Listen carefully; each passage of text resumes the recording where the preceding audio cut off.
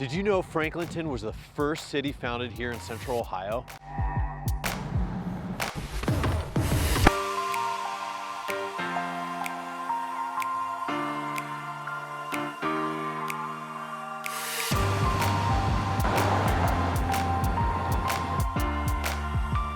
Hey guys, Andy Howell here, local real estate agent right here in Columbus, Ohio, and today we're talking all things Franklinton. But before we get into the video, please reach down, hit that subscribe button. We've been making videos all about Columbus. Your subscription lets us know we're on the right track and allows us to keep making these videos. So here in Franklinton, we are located just west of downtown. Way back in the day, this was kind of the original Columbus. It was the first city founded here in Central Ohio in 1797. The area is roughly bounded by the Scioto River here on the east, I-70 to the south, and it's more than 200 years of existence. Franklinton has always gone through a pretty predictable pattern. It gets built up, it floods, gets rebuilt, it floods, but the Great Flood in 1913 changed everything. This whole area was under 7 to 17 feet of water, and that really started Franklinton's long decline. Most of the residents at that time, they fled west to the hilltop, and really they didn't come back, really. I'm standing in front of this mural. This is the first time I've seen it, but it's a mural talking about the flood in 1913. I mean, you got rescue boats right here. Obviously, there's an upside down house over here. So this is where the 7 Mile levee was built. It's over there, but a little map. That's the levee that failed back in the day. In this area, kind of got the name the bottoms, right? The bottom of a floodplain. So the area got hit again in 1959 with another flood. Residents in the area were required to have flood insurance. FEMA deemed this the floodplain, and businesses just didn't want to invest here because they knew their assets were all at risk. So during the ensuing years after the flood, this whole area suffered from blight. Think like abandoned warehouses, abandoned homes, abandoned businesses. So it was hard. The one bright spot during this time is the 80 Faro Harley Davidson dealership. Family-owned business, the oldest in America, and that's located right here in Franklinton. Everything changed when the Franklinton levee was completed. The Franklinton flood wall was completed. This is over 7 miles long at a cost of over $200 million. So just from that, you knew the city had big plans for the area. This flood wall meant that FEMA could lift the designation of naming this a floodplain. Residents in the area didn't have to carry flood insurance, saving them a ton of money. And then businesses knew that they could start moving in here and that their assets would be protected from floods. So that was huge. And the city had a plan to go along with the redevelopment of this area. They wanted mixed use and different zoning in the area to create like we see right beside me here. We've got retail and then residential structures right above. They wanted that. They wanted a whole lot more park space. So they created that by tearing down some abandoned buildings, abandoned houses, and to create more park and leisure space for the kids and adults alike. They wanted bike lanes and more pathways for people to walk and ride around in the area. And most of all, they wanted to create like an artist community, a creative class here, if you will, kind of modeling it off the heels of the success that German Village,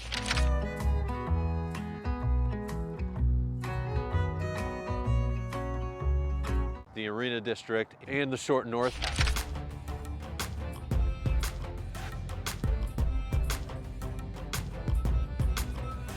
Kind of rebranding. So what we have here today is a lot of redevelopment. I'm excited about it. I think a lot of people are excited about it. It wasn't long ago that this was kind of a dodgy area and you felt unsafe, but not so today. So the city, along with Habitat for Humanity, they're the ones that really got the ball rolling on this whole thing. They went out and remodeled over 100 homes, and that really paved the way for businesses to follow them and invest in the area. So the whole Franklinton area is bisected by Highway 315 running north and south. So here on the east side of 315, we've got the National Veterans Memorial Museum. We've got the Center of Science and Industry, otherwise called COSI, that was built here in 1999. It was actually relocated from a different area of town. Growing up, I remember the highlight of my year during school was the field trip to come over to COSI. There's so many cool different art and science stuff and exhibits that you can see in there. And if you do have kids, take extra special care. Go to COSI, it's worth it. And it's a highlight, one of the highlights in my opinion of Columbus. The Scioto Peninsula is over here. This area is more commercial.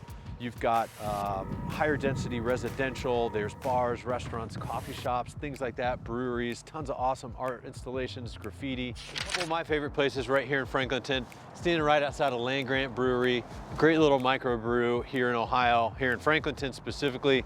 We've got Strong Water right across the street and Brewdog right over here.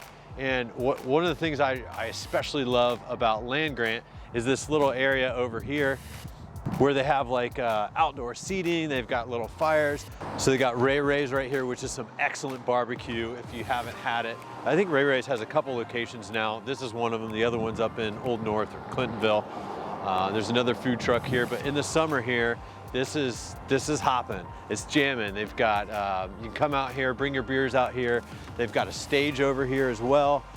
Since I've been here, they've greatly expanded the picnic table area. So there's tons of spaces. Then you can walk right across the street to Brewdog, enjoy some more local microbrews, look at the skyline of Columbus. It's just, this is a cool spot. So where we were filming earlier, right over here, all this building is an old glass factory that has been converted to artist studios. So there's tons of artists in the area, and I think that's what we have to thank for with all the great graffiti and great art installations right here in Franklinton.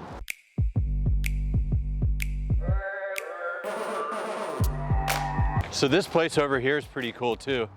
It's the Idea Foundry. I've never been there, but it's one of these like maker spaces.